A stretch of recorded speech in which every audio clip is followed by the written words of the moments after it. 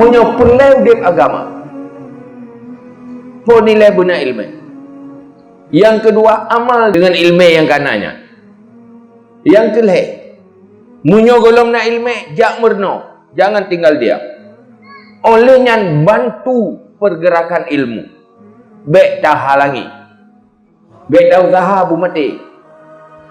Dibantik pudip, maka tastafi. Uronyo pakai bancara, bersinergis bersama pudip ilmu.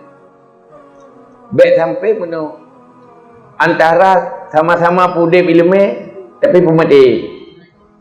Ya, tak pudip majlis ro, bumati majlis ro. Pudip dayah ro, bumati dayah ro. Pudip balai ro, bumati balai ro. Ya, hau di agama. Jika lagi miagam, maka hadir tastafi, hadir siru muqtadin, akai bro miagamnya kajak gede.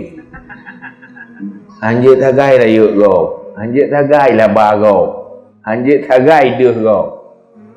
Lalu na tego pubu go ya pakai pega bet, yang galang, pakai galang, yang kadu ji dek, yang kah nadu tayong le, hanadu Pak nadu, balak.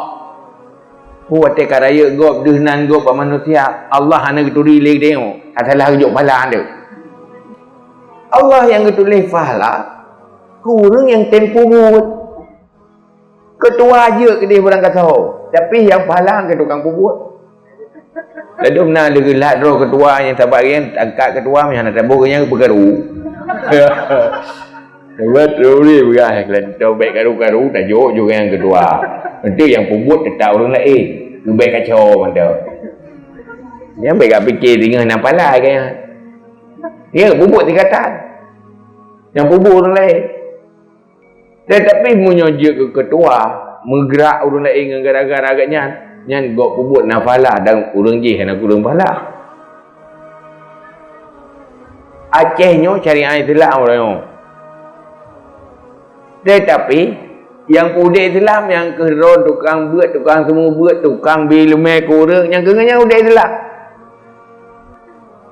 Karena Rasulullah nak pegang wa bil ilmi hayatul Islam, dengan ilmu udek Islam. Munyo hana ilmu udah Islam. Acehnya tanah persyariat Islam, tak biarkan orang Islam di Aceh dalam kejahilan.